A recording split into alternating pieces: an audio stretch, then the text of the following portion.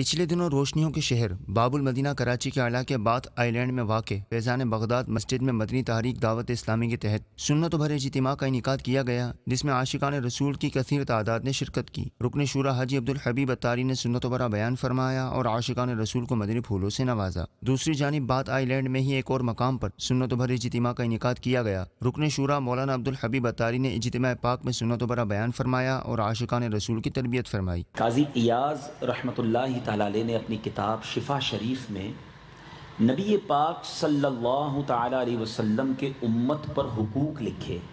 نبی پاک کے اس امت پر جو حق ہے، یعنی بینگ امتی، ہم پر ہمارے آقا کے جو حقوق ہیں وہ 8 حقوق لکھے ہیں۔ اس میں سے ایک حق یہ بھی ہے کہ امتی پر یہ حق ہے نبی پاک علیہ السلام کا کہ وہ سرکار علیہ السلام کی ذات پر کثرت سے درود پڑھتا رہے۔